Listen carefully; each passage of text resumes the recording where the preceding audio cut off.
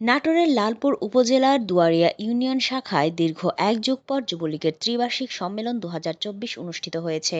নাটোরের লালপুর সংবাদদাতা জানান, বৃহস্পতিবার বিকেলে দুর্গাপুর সরকারি প্রাথমিক বিদ্যালয় মাঠ প্রাঙ্গণে ইউনিয়ন যুবলীগের আয়োজনে এ ত্রিবার্ষিক সম্মেলন অনুষ্ঠিত হয়। উক্ত সম্মেলনের উদ্বোধন করেন উদ্বোধক মোহাম্মদ কামরুল হাসান মিল্টন, ভারপ্রাপ্ত সভাপতি। প্রধান অতিথি হিসেবে উপস্থিত ছিলেন বীর মুক্তিযোদ্ধা অ্যাডভোকেট আবুল কালাম আজাদ, মাননীয় সংসদ সদস্য নাটোর ১ লালপুর বাগাতিপাড়া ও সিনিয়র সহসভাপতি নাটোর জেলা আওয়ামী লীগ। বিশেষ অতিথি ছিলেন মোহাম্মদ আফতাব হোসেন জুলফু, সভাপতি লালপুর উপজেলা আওয়ামী লীগ। মোহাম্মদ আতাউর রহমান জার্সিস, সিনিয়র সহসভাপতি লালপুর উপজেলা আওয়ামী লীগ। মোহাম্মদ রুহুল আমিন মোল্লা, সভাপতি দুয়ারিয়া ইউনিয়ন আওয়ামী লীগ। প্রধান বক্তা হিসেবে উপস্থিত ছিলেন মোহাম্মদ খালিদ হোসেন সরল, সাধারণ সম্পাদক লালপুর উপজেলা আওয়ামী যুবলীগ। সভাপতিত্ব করেন মোহাম্মদ আব্দুল কুদ্দুস, সভাপতি দুয়ারিয়া ইউনিয়ন আওয়ামী যুবলীগ। সঞ্চালনায় ছিলেন মোহাম্মদ আনিসুর রহমান বাচ্চু, সাধারণ সম্পাদক দুয়ারিয়া ইউনিয়ন। এরপর মেহেদী হাসান রাজীবকে সভাপতি এবং আরিফুল ইসলাম আরিফকে সাধারণ সম্পাদক করে নতুন কমিটি ঘোষণা করা হয়। আমার দলের ক্ষেত্রে আমরা আগাবো,